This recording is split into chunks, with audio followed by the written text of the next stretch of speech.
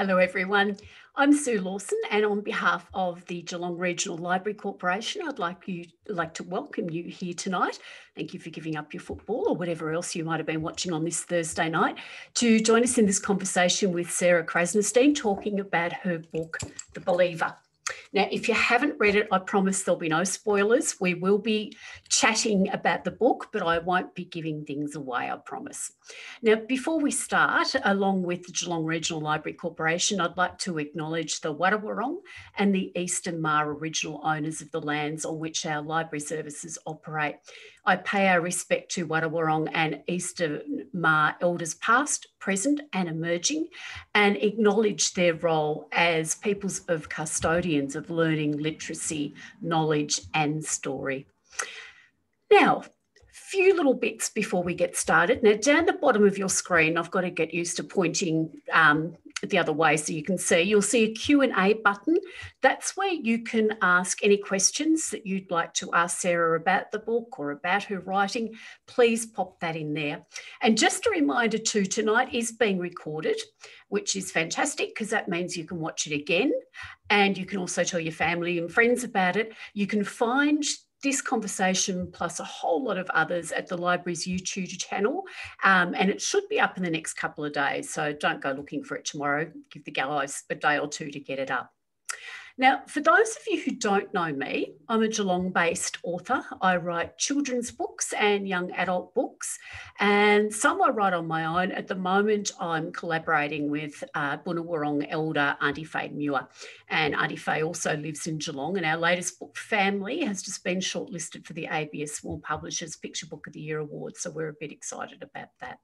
I'm also a former journo and a radio presenter. And one of the things I love almost as much as writing is interviewing. So it's my absolute pleasure to introduce tonight the talented Sarah Krasnostein. Now, you will remember Sarah's first book, The Trauma Cleaner. Well, we're going to be talking about her brand new one. Now, as well as being a renowned writer, Sarah has been admitted to legal practice in Australia and America. Just adjusting my screen there, sorry. Jumping around the place, and holds a doctorate in criminal law. Her first book, get ready for this, The Trauma Cleaner, won the Victorian Prize for Literature, the Victorian Premier's Prize for Non-Fiction, and the Australian Book Industry Award for General Non-Fiction, shortlisted for heaps of others. In fact, she's a bit of an underachiever, really. Sarah's work has also appeared in a variety of publications and academic journals in Australia, the UK and America. And tonight, as I said, we'll be talking about The Believer, her latest book, which is about ghosts, gods, flying saucers, and so much more. Sarah, welcome. It's so lovely to have you here. Thank you for having me. It's lovely to be here, Sue. And congratulations on the book. Now, I must ask, what led you to want to explore what and why humans believe? So I wish I could say it was as deliberate as that. Everyone else seems to always follow such a neat kind of trajectory with their books and their life. And mine has been much more of an intuitive process, which I don't like because, as you mentioned, I have a legal background. So I like a very replicable, clean process. And with both my books so far, it's relied much more on kind of, I wouldn't say serendipity, but it's kind of seeing something and really just following that curiosity. So the book had its genesis when I was in New York City. I was on my way to a library to research on another project that I'm still working on. And I stumbled across this full Mennonite choir. They look like Amish folks in their style of dress, and they were singing, and it was just such a bizarre and beautiful sight that I didn't kind of put on the writer's hat. It wasn't really a journalistic inclination. It was really just a personal pull of wanting to find out, I guess, what was going on and why it was so entrancing for me. So that was the start of the book, and the things they told me led me on to the Creation Museum, which is another story in the book, and the fundamentalist scientists there. And from there, I followed them that onto the next story, which happened to be the death doula. But it was really a process of just following the headlights until I had the material in front of me. So, what led you from the death doula, Annie, who we'll talk about, to ghosts and all sorts of supernatural stuff, and also UFOs? How did you end up going down that route? Yeah, so it was when I was in my time in Kentucky at the Creation Museum, which is evangelical ministry that is set up to kind of prove, well, two diametrically opposed beliefs, which is the first one that, no evidence is as strong as the Bible when it comes to our lives. And the second is scientific evidence proves the truth of the Bible. And so I learned about, because the Mennonites had gone there for their corporate retreat, for their internet filtering business, and they'd had a lovely time. And the idea that such a place existed was just captivating for me. I wasn't mocking it. It wasn't kind of to go there for any, ironic purposes. It was really just kind of following this trail of, once I started reading about it, and I saw there were scientists with PhDs in microbiology and geology. The geologist had graduated from the University of Sydney, PhD in uranium, strongly advancing this argument that the world was 6,000 years old and created in literally 6 days, because that's what the Bible said. And so it was these people that held these two opposing beliefs in their head. And I had such curiosity around how that worked and why. Anyway, long story short, at the museum, I learned what I was constantly hearing was, it has to be true. Otherwise, death existed before sin, and it wasn't a punishment for sin. And then we wouldn't have a just God or a good God. It would all be chaos and inexplicable. And we couldn't have that. So I found Annie as a result of a very long and torturous Googling process, because I was really looking for a more practiced, skilled, kinder way of thinking about death. And I didn't know death doulas existed as a profession. But again, you think of it for 1 second and it makes total sense. These are experts in, the art of dying, and they're universally relevant and needed. And so I spent time with Annie. She wasn't the first death doula that I found, but she was the one that I had that same kind of tug in the tummy of, oh, got to know more about this person. And from what she was telling me, about, she's a Tibetan Buddhist practicing for 40 years, and very interested in, the consciousness, survival of the consciousness and out-of-body experience, and, what is the nature of consciousness. And so again, a typical Googling process where I just kind of follow the smell of something that might be out there. And I found the story of the lost pilot, and that led me to the UFO researchers, and from there, the paranormal investigators. How long did it take you to put that together into a book? Because even just listening to it and the finding and the following your nose, as you said, how long did it take? 4 years. It's the same length of time as the trauma cleaner, which is funny. I mean, writers, like, I think the type of literary nonfiction that I read and hope to write, that seems to be like an average period of time, or even a short period of time. There are people that, insist a good book shouldn't be written in under 10 years. And then there's other people who can turn it out in a much shorter period of time. But I seem to do 4 years. It seems to be my magic number. Was there ever a point you just went, this is herding cats, it's not going to come together?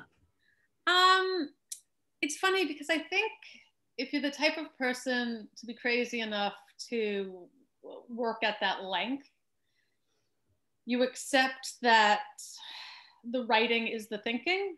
And so there are moments of deep frustration. I mean, the whole thing, I don't know about you, maybe, do you enjoy writing? I find writing hard. I love editing. I'd much rather edit. Writing is hard for me. It's drudgery. I mean, like 0.001% of the time stuff just comes, but the rest of it is drudgery. It's like, Helen Garner says, like digging a hole in concrete. So, I mean, I think that I did have that feeling, but I always have that feeling. And so it's just kind of the bum glue of, you stay there and you keep on doing it. And sometimes you do it my impulse is to do it. It's not working, so I'll do it more and harder. And then I have to remind myself to pull back, go for a walk, let the mind chew up the material, and then you get back and you break it apart and you have another go at it. So the answer is both yes and so what. My editor calls it composting. You've got to let the idea compost. I love that. Exactly I like sharing right. it. You may use that. Yes, yes.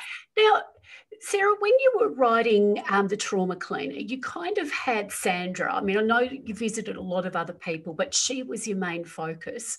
How different was it when you've got 6 stories and so many different characters that you were dealing with The Believer? Yeah, I mean, I think I got closest to that kind of depth with Annie, the death doula, and with Lynn. Her story is she was incarcerated for 35 years at the age of 35 for murdering her abusive husband. And so I spoke to both of those women pretty much continuously. I mean, I'm still in touch with both of them, but over a period of 3 years. And there I get like my preferred way of doing this is that the duration of the relationship and change over time is a dimension of the work. And then in other instances, like in Kentucky, I was only there for a week, though it felt much longer. And so sometimes, so very different process. But I think what I had wanted to do was really to knit together these very unlike stories as kind of a house of unlike things. I wanted to take things that were on their surface entirely unrelated and find commonalities and have them knit together as a cohesive book-length work. So it was quite different in that respect, very different challenges to structuring one story and sustaining that over a book length. But I had kind of, I had wanted that challenge. So yeah, a range of different kind of interviewing techniques and question techniques and all of that went into it. But in certain ways it was the same. You're really coming to it, trying to see the world through that person's eyes. And that kind of, I think that's the only mode I work in. I don't really have a different setting. Yeah.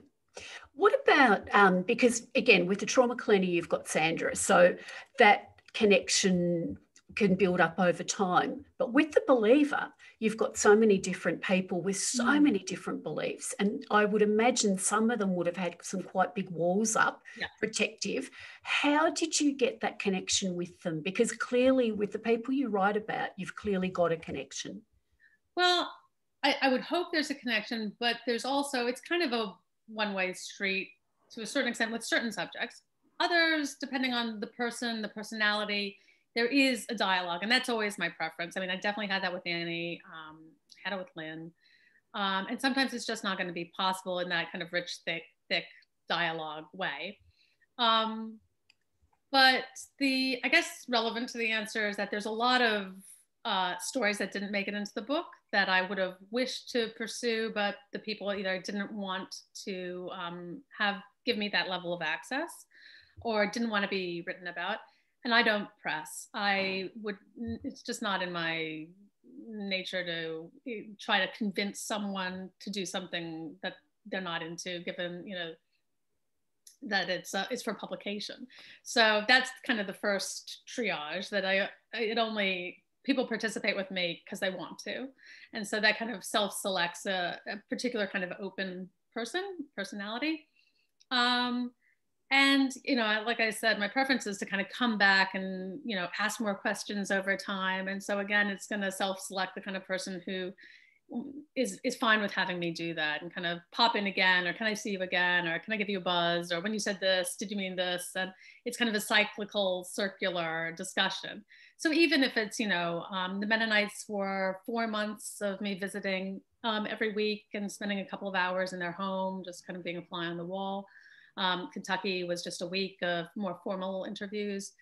Annie and Lynn, that was, a mix of sitting down together, having coffees, having meals, hanging out, going about their daily business and me tagging along. So it really is kind of bespokely tailored to each person and the relationship that's possible in that space.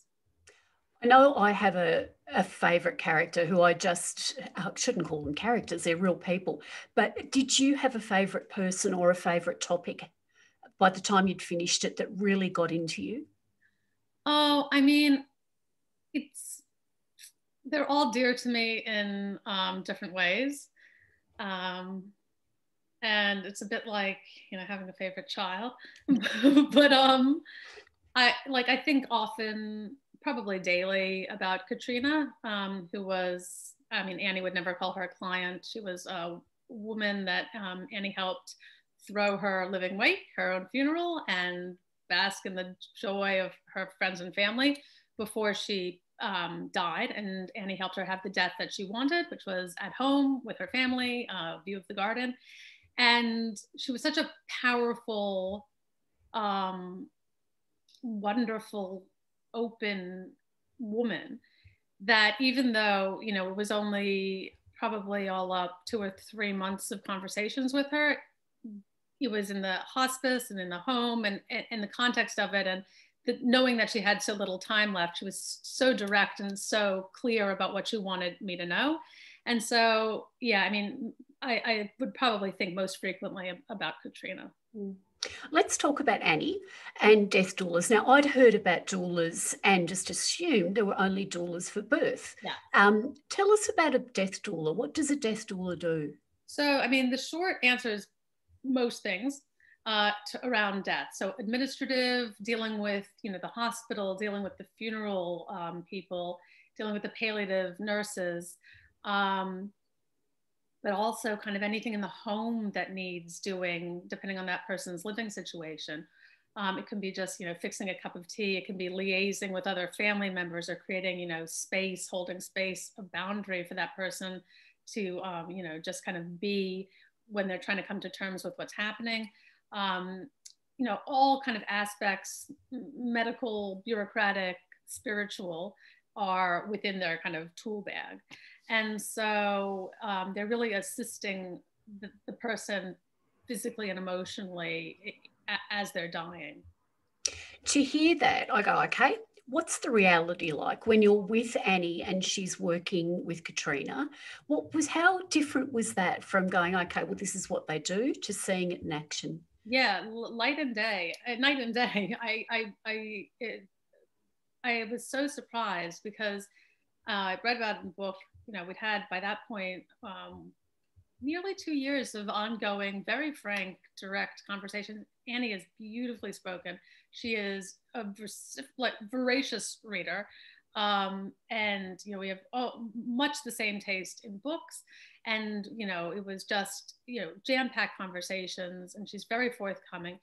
And, I always come with lots of questions. And so it wasn't that, but it was the difference between, I think, intellectually processing something and then, having it sink down emotionally from that source, as opposed to experiencing it and having a more embodied, physical, using all your senses knowledge of what that work entailed. And so it was only seeing her, speaking with Katrina and her husband Peter and their friends in this home with the children around and all of the family's photos and the dog and, all, having cups of tea, all of that intimate detail over time as, Katrina was passing away, was dying, as Annie would want me to say in frank terms,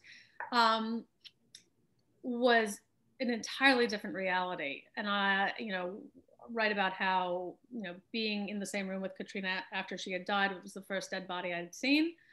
And the experience wasn't anything like I had thought it was going to be. So it really did give me an entirely new perspective on what Annie actually does and what it takes emotionally and spiritually to be able to do that work. But more than that, more than the fact that that's remarkable, how sad it is that it's so unusual, given that this is an experience that literally all of us are going to have numerous times. And I thought, how sad for the rest of us. We need more people like Annie. We need to listen to what she has to tell us, instead of draping the silence over the topic. Yeah, she just amazed me. I found her incredible, that whole story. One of the things that she had that I was sort of went, oh, and then I went, no, that's a really good idea, was the toys for kids. Could you talk about that? Yeah, so she showed me she had ordered, it was from the Netherlands. It was, what's it called? I forget the name of it, but it was a set of toys made out of kind of natural wood and for children. It had a coffin and it had little flowers and it had figurines that could represent the family, a little music box and some little cards and hearts. And it was to, you know, explain to children what happens with death and what they could do and how they could kind of, you know, be participating in a meaningful sense. And I just thought, oh, the vocabulary, like the emotional vocabulary of that is something that's so foreign to our sensibility, where, you know, we have to protect, and therefore we have no kind of resilience. We have we don't even have knowledge. And I think, you know, the impulse might come from it does come from a wonderful place, but it does the opposite of what we would hope it does. It makes us much more vulnerable. Yeah, I just found it interesting that I initially went, oh, that's a really good idea. Just that sort of the Yeah. confronting and then hold on a minute, this is good. Now, let's talk about ghosts, UFOs, God, and heaven and hell. Now, they can divide people, Yeah. very much so. After writing The Believer, what do you think unites us? Oh, gosh. So, you know, when I was trying to talk about this book and people would be like, I just don't understand. These stories don't have anything in common. It starts for me, and again, this is not my preferred mode because I'm a very cerebral person. I, you know, will think at something and that's supposed to fix everything. Of course it doesn't. But what was guiding me was all of these conversations made the same sound to me. They hit the same note. And it was in the successive drafts of each chapter and then the book, it was trying to get closer and closer to what that note was. And it was, you know, I can call it longing, human longing, or kind of pushing against the, you know, excuse me, the shitty parts of the world as it is, injustice, death, uncertainty, illness, all of those things.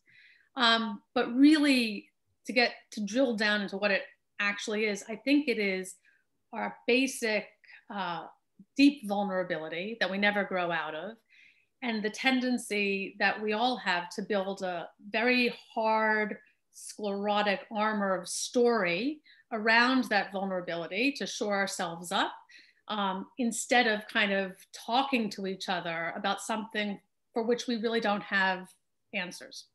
It's not solvable, except for saying, yeah, that's me too. I have that as well. Isn't it shit? You know, let's enjoy this time together while we're here. Or, you know, no, you're not crazy. I am the same here.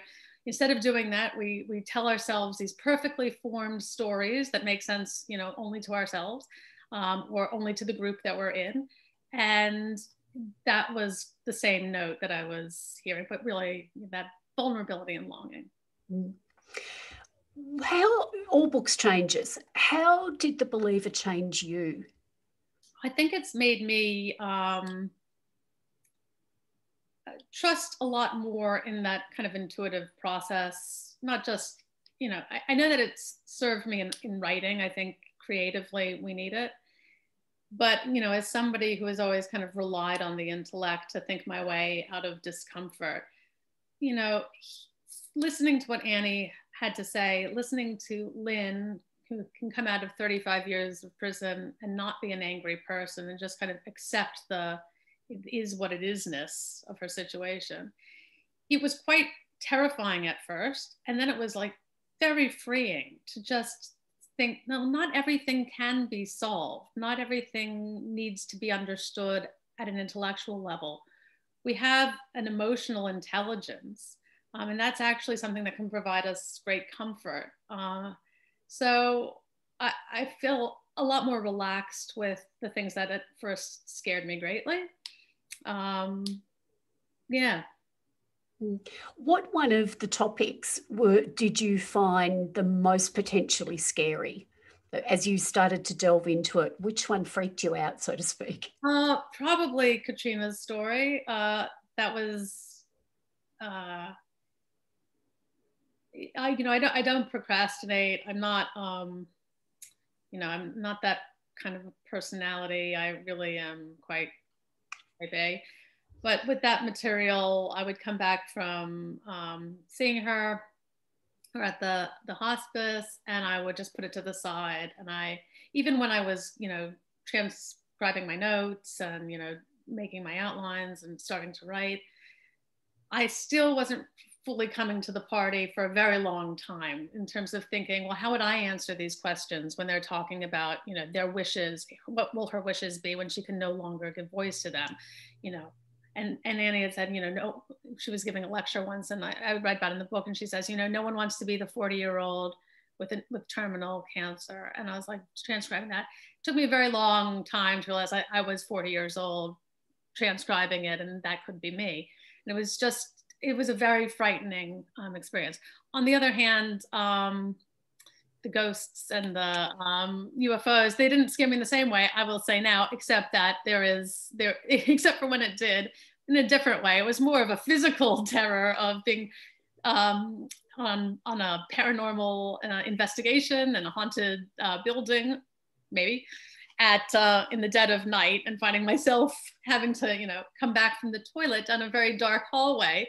And I did get very scared, but it wasn't kind of the same type of fear as I experienced with Katrina's story.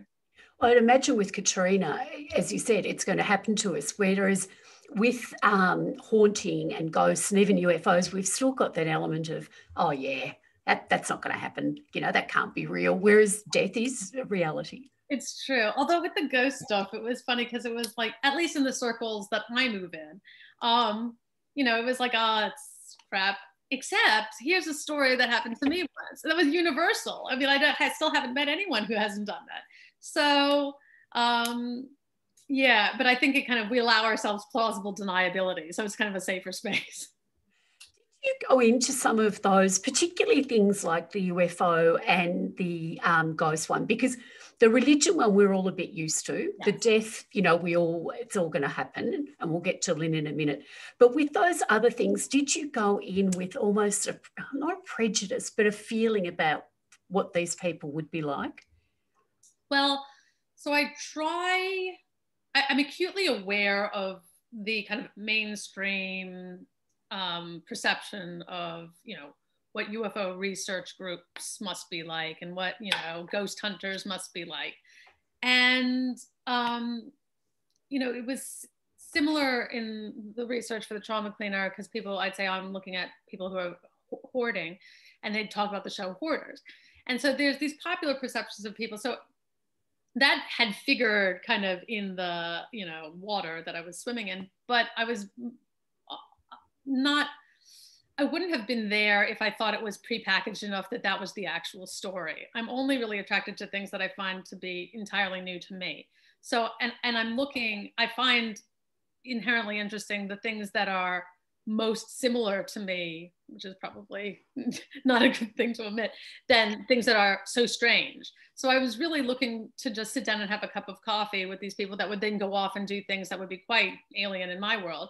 And it was more like that we could talk about the weather or the traffic or, kids, rather than how weird their lives would be. So no, I think I don't have those popular perceptions, but I'm definitely aware of them.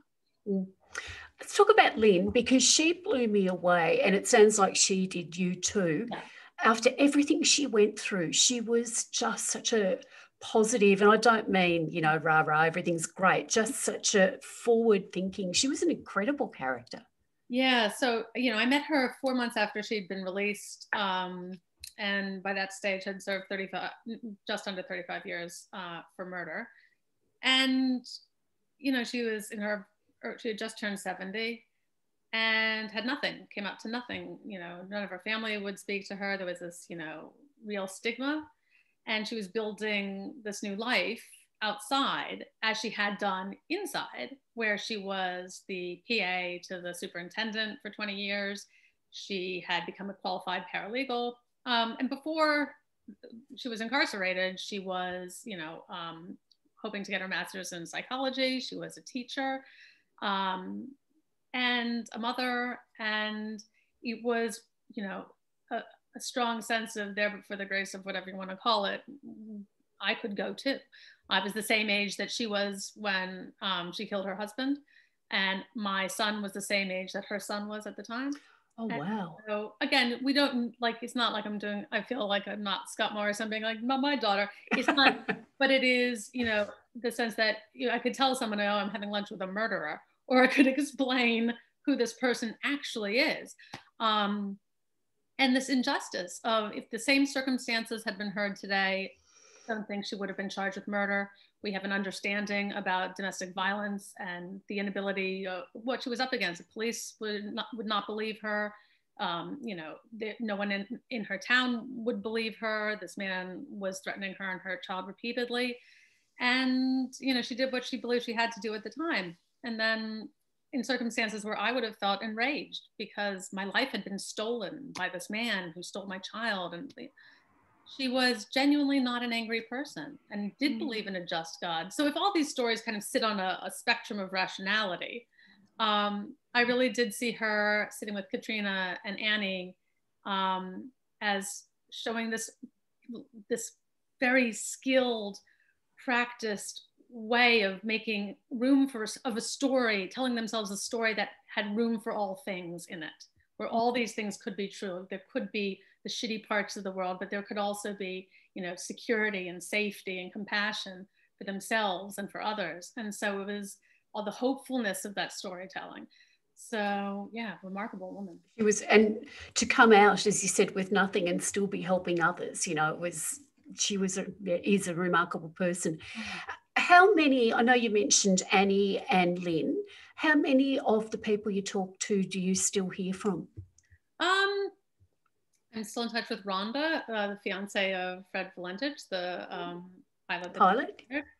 Yep. A couple of the ghost people and the UFO people.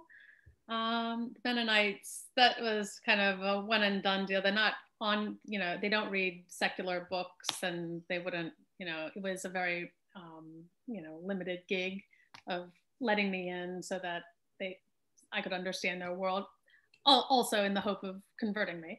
But, I tried, we did have a very nice time together. Yeah. So, Yeah, that did make me laugh with them, because I thought for a while there, gee, they're generous. And then I went, oh, I see what's happening here. I suddenly realised, they're hoping they've got a new person in their group. Missionaries. I think it became clear towards the end, well, not even towards the end, probably very early on, that wasn't going to happen, and that it was a kind of a resigned tolerance. But they were so generous in what they actually told you. I mean, that really, in fact, everybody was. I think their trust in you was evident all the way through the book. Well, it's funny. I mean, it falls away. I have my notebook out and my recorder is on and my pens are out. I often keep pens in my hair, which looks weird, but I need to have access to them. And I'm asking weird questions, and I don't look like them because I'm wearing pants and my masculine shirt, and like they are wearing homemade dresses and bonnets, and but it's funny because it does fall away, and they start relating to me as any other tired mom would be talking about life getting in the way, or traffic, or they're in New York City, and that's the beautiful part. That's really what I was there for. I'm intensely interested in the details of their life. I want to know everything about what it is to be them. But at the end of the day, like having those conversations is part of the beauty of trying to bridge that distance. Yeah. Now, in The Kingdom of Heaven, when Tim is talking about his father, it's about page 312. I can read it, but I'm sure you'll remember it. He talks a bit about a file. In fact, I will read it. I've got it here. 312. Tim's eyes well up and his voice breaks on the last words, and he pauses for a very long moment, during which I think of a file my father made for himself when I was not yet 16, how he labelled it Sarah's writing and the beautiful penmanship I've never stopped trying to emulate, what it has meant to me. What did it mean to you, that file? So I think so. In that Tim is the pastor of this missionary church in the Bronx, and he's the father in one of the main families that I was visiting. And he had just told the story of how he ended up there. And they had been talking to me about what it was fairly radical. It's funny, we think of this as an uber conservative fundamentalist group, and they are. But for the context that they come from, that work that they do is quite radical because there's a great fear in their community about assimilating and being corrupted if they go out into the cities and they do missionary work, and they won't be the same. They won't be able to pass on their values to their children. And he was telling me this moment that he, after having strong resistance from his father for this idea that he felt himself called to New York. And I don't agree with missionary work, and I don't agree with what they were doing. But the emotion of his telling, in which he was telling me the story of his father finally supporting what he was doing and how much that meant to him. It was, I could connect. I was saying that, as a writer, having, the support or the confidence very early on of someone important to you who doesn't think you're delusional, who thinks you can do this seemingly crazy thing. All you need is one other voice telling you that at the beginning until you become that voice for yourself. So it was an instance where I'm always trying to cross that distance to say, like, I can't relate to anything of what you're telling me from your rural farming community in Pennsylvania, where everyone looks like you, coming here, trying to impose your beliefs on people that did not invite you here and haven't welcomed you. But I can identify with the emotion that is telling you that this is something you need to do.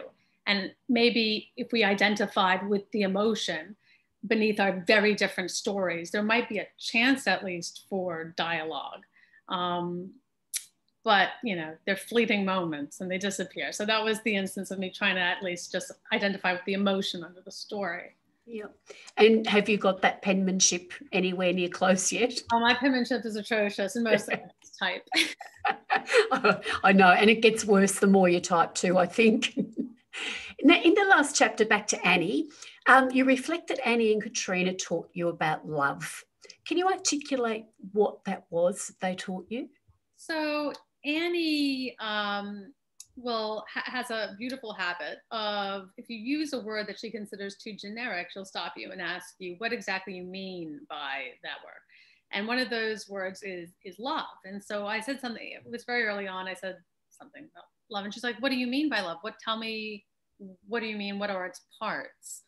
And it was such a radical question because, we kind of just have a, I know it when I see it type of response to many of our emotions. And being with Katrina and Peter in their home and seeing, his acceptance of his, wife's decision to end her cancer treatments because they weren't having the effect that everyone was hoping for, and that she wanted to have a unmedicated death, die consciously.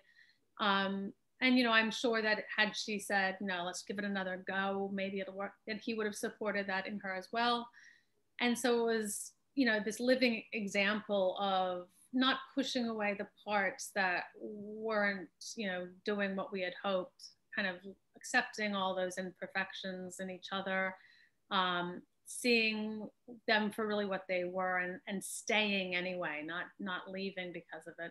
That was a beautiful definition, and it acted in counterpoint to, certain elements of Annie's history that she was generous enough to talk about, and which made her the person that she is, which were, abusive marriages, and, this resolution that she would not be having kind of a romantic partnership ever again, and, this solitude, and it was there was something in that was quite poignant for me to see.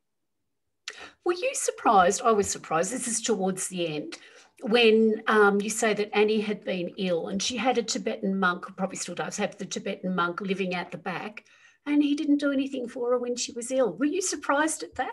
Yeah, so I was, but also, she's, again, that idea of seeing and staying. She understands, that he has, a certain view of the world, and she understands where he's coming from personally and culturally and religiously in a way that I don't as an outsider. But it was one of the things that did strike me, and that I, this kind of beautiful image of somebody whose life is devoted to helping others. And it was something that I had wished for her to have as well. So yes. Yeah, it floored me, because she basically takes him in and gives him a home when he's got nothing. And I went, oh, you could have bought a bread or something. Well, I understand that the reaction, yes, but it's also, I think within the religious kind of hierarchy that they're all operating in, it does make sense to them. But yeah, no, I understand that view too. Now, this is a mean question, because you're in the middle of talking about this book. What's next? I'm working most immediately on a quarterly essay, which is about the way in which we've allowed our public institutions to deal with those made vulnerable by mental illness. So I'm looking generally at the question of, an Australian conception of vulnerability, and how it applies specifically to, historically and also in the present, our interfacing with mental illness and its various manifestations. So the quarterly essay is next, and it's, as I say, the longest short form, but that's kind of a mini book. And then I have a couple of different things. I've always got the irons in the fire, because my research takes place over a number of years. So I've got three different things that it could be.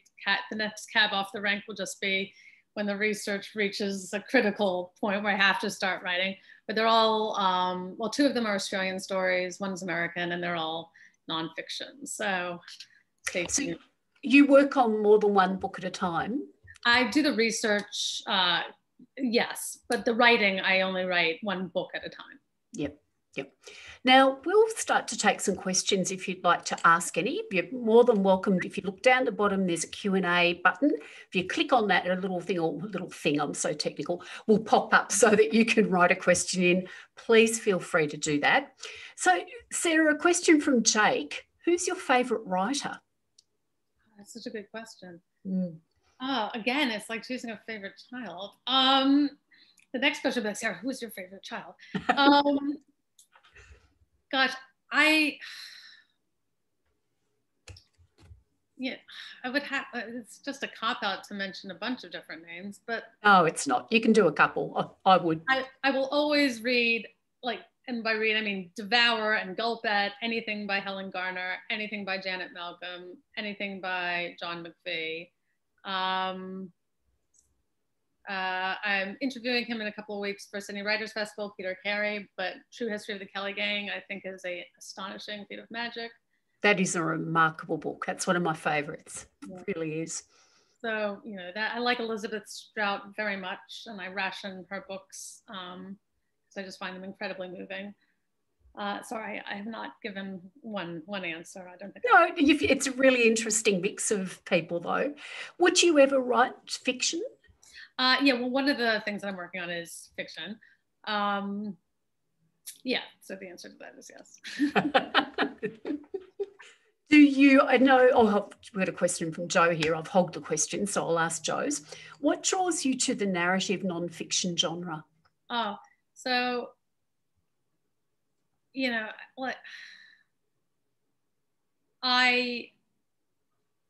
don't know how it is for other writers. I have only like a handful of writer friends, very good writers, and we don't discuss this stuff enough. But so I don't know how it is with other writers. But the reason why I write, and I wrote for nearly 20 years before I sold the Trauma Cleaner, is because when you read something, you're just so moved by it, you want to do the same thing for others. And it's not even a conscious thing. It's just like a compulsion. It's like a calling. It's like that you will just be doing this and eking out little bits of time, or, embarrassingly filling up notebooks that no one ever sees. And so I had been doing that anyway. And then I read the first narrative nonfiction piece I ever read. I was a teenager, and it was Malcolm Gladwell's, I've never spoken about Malcolm Gladwell's 6 Degrees of Lois Weinberg. I feel like that was her name. If not, it was like 6 Degrees of Lois Weinberg. Anyway, Malcolm Gladwell had written this profile of a very idiosyncratic elderly woman in Manhattan. And it used techniques that I had loved from fiction, but it was all true. And I was just like, no one ever told me that this existed and you could do this. And when I started playing around with that as a form, the voice was not a problem any longer. That was entirely solved, and it was just pouring out. Other things have remained and will remain: problem, structure, and content, all the rest of it. But voice, it was like I felt so comfortable in that genre and just obsessed with it. All the things that I desperately want to read, when they come out, are those authors that I mentioned who kind of have this intense curiosity about the world and militant kind of commitment to factual writing. I also like that it has rules, that you can be as creative as you want within these very strict bounds of truth. So yeah, that's a very long answer. Sorry. It's a good answer. From Bernie, she loved I'm assuming Bernie, because it's Bernie with an I, is it she? So I apologise, Bernie, if I've done the wrong thing there. I love the Trauma Cleaner and looking forward to reading Believer. Are you based in Australia now? I am. I'm in Melbourne, and I have been predominantly since 1994. But I still have this accent because I moved in high school and went back for long stretches after uni and over the last kind of 7 years specifically. But yeah, no, Australian based. You're a mum now, and I know you were a mum when you wrote The Trauma Cleaner, but you've got a younger child now. How is that changing the topics that you want to write or that you are drawn to? I don't think it does. I mean, people were like, I was still a pregnant woman in a haunted house. Like I was still, I have very specific kind of taste. And like I said, it kind of happens with, it's like, it's not, the curiosity circumvents a conscious process. So I think it's just a personality thing. It hasn't yet influenced what I'm writing about. But it might, who knows? Now, Melissa wants to know, and I actually meant to ask you this and I didn't. How did the people that you wrote about in The Believer respond to what you wrote, to the actual book? Well, so far it's been quite favorable. I did a interview with Bill Chalker the other day for his blog, and he's one of the UFO researchers.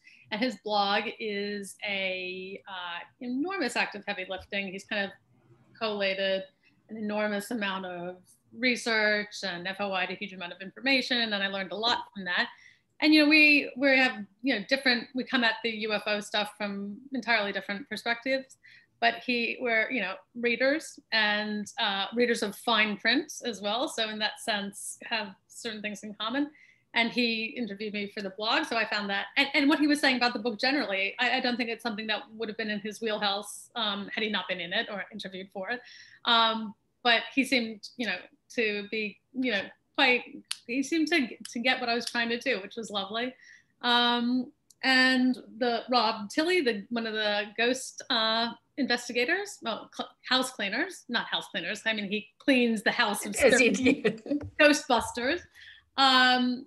I hoping to see him in Sydney when I go there for the festival. So, and Annie was, touched by it and, saw herself in it, which is, as a writer of nonfiction, the highest compliment you could get, I think.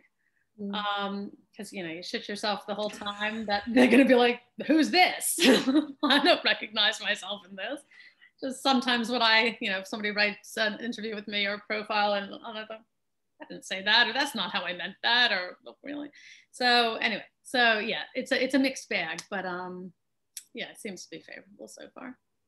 Well, it should be. It's fantastic because they're all presented, and I imagine, for them to trust you with their story, it could have been something where you just took the mickey out of them the whole way through. So yeah. They must. Yeah, that faith in you, again, back to that belief, it ties it all together. Well, hopefully there'd be room for, not sharing the same opinions, but respecting each other enough to kind of deal with it at the level of discussion. And, there are groups of people that have been heavily ridiculed regularly. Whenever there's a UFO conference or interview anniversary, they get interviewed. And, really, they've told me some very painful things. And they just don't deserve it. It's not warranted. They're incredibly intelligent, well-spoken, well-researched individuals. Just because I wouldn't fall on the same conclusion that they have, it's not, there are writers that, do come at this from a mockery standpoint. But I'm not going to spend 4 years of my life just to make fun of someone. Humor has its place. I mean, if I'm doing a shorter profile of someone that's quite dangerous or, needs it, then yeah, I mean, I would employ humor for that purpose, but not here. No, it's not the sort of book that lends itself to that. You mentioned, and just a reminder, we've got a few minutes left, so if people would like to put any questions in, the Q&A button's down the bottom, and you're more than welcome to add any questions that you'd like. You mentioned, Sarah, about writing for 20 years, and I think for would-be writers, I think this is really important. What made you get to the point that the Trauma Cleaner was published? What do you think changed in those 20 years? Oh, well, you've got to be a couple things. You have to be extremely bad at something before you're passably good at it. So I had, in my other professional life, been working as a lawyer, and then I was moving into academia and doing my PhD and teaching and doing research. And I stumbled across Sandra, and I thought I'd do a profile of her, a day in the life of a crime scene cleaner type deal. And I had already, because my legal specialty is sentencing, I had been writing kind of general pieces in the realm of kind of crime and sentencing. And they were more, looking at them now, more essays than kind of analysis. I mean, it had kind of a legal factual explanation, but they were more essays. I think of kind of everything I've done in my whole writing life as an essay. And so I was in that mode already. And then I found the story and I wrote it up as that profile. And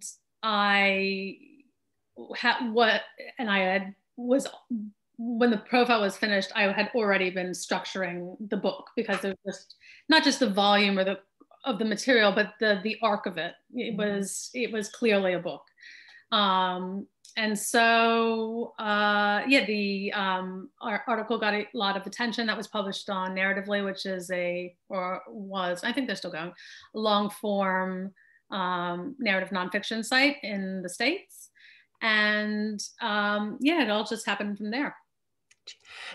Was it one of those things, you hear of writers who always wanted to be a writer from when they were a child? They wanted a book out. Were you one of those? Did you want to write? Yes, I absolutely always wanted to write. I didn't really think about what I would be writing. I just, was working on a range of things. Like, I've got fiction and poetry and essays, and so and I have been doing that since forever. Actually, that's really interesting, because when I think about it, I didn't know what I wanted to write. I knew I wanted to write a book when I was younger, so it's interesting to hear you say that. It's funny, and I think, like I said, I didn't know that narrative nonfiction was a form, and you think, oh, a book is a novel. And if you can't do that, well, then you're not a writer. But, the things that I was reading were not always novels. And so you kind of try your hand. If there's any early writers or want to be writers listening, you just try your hand at all different things before you kind of hit what feels right to you. I think someone told me once, you've got to throw away 1 million words till you're ready to be published. Did you find that? Oh, absolutely. I mean, and it really is just a question of, you just have to keep on doing it. I have a very good friend who's a professional skateboarder, and he would always say, the concrete is the greatest teacher. So it's like you just have to be very bad for a very long time. And it's really just sticking with it. What's your concrete as a writer? What's your concrete? Oh gosh, well, I feel like I'm always caught between, what I would like to be writing and what I can get. So, which is, the glory and tragedy of factual writing. I feel very jealous of fiction writers who can stay in their cozy jammies and create and keep alive a world in their head. I mean, that is incredible to me. But for the most part, I have to kind of go out into the world to gather up the acorns of information and bring them back into my lair before I can even get started. And so a lot of the, problems of access, you kind of get beaten down, and it's quite difficult. And a lot of the ethical issues are quite disheartening a lot of the time. You want to be compassionate, but you have to be honest and factual, and those things are not always going to align in the way that you would want. And so, you get a lot of bruises, and you just have to keep on going. With The Believer, what would you say were the ethical things you grappled with to write that book? So I always try in the editing and in the shaping and the ordering of the information, because again, we're dealing with the story. We're not dealing with the minute by minute CCTV replay of life. It's an inherently selective and partial process. So you're making these decisions all the time. Does this picture that I can, fit into this chapter, into this book, into this space, represent the truth of what I experienced, of what this person was saying? Am I well with representing this as fact? And so, especially with subjects that are so generous and so forthcoming, that you have huge amount of information, and not just in the interviews, but also they've been prolific online, and you're trying to just do justice to what they were saying and the context. That editing and selection process, that's an ethical issue. And so I always kind of have a very harsh, punitive inner voice that I go over things again and again and again, and I freak out and I go back to the 300-page file or reread it again to make sure that I represented it correctly. So yeah, that was one of the issues in UFO chapters, certainly. Writing about people that are no longer with us, and Annie would hate that word, but people that have died. So Fred Valentich, the pilot that disappeared in 1978, am I representing the information that's now all that's left of him in the truest light? Because people that are close to him might not agree with me putting in certain bits of information, but are they relevant? Are they important? Yes. Or Katrina, have I, given that this is a part of her legacy, have I done justice to what she wanted people to know? I mean, and she's not here to ask. And, can I listen again? What did she say? What was she not saying? What did she mean? So yes, those are the ethical burdens, I think.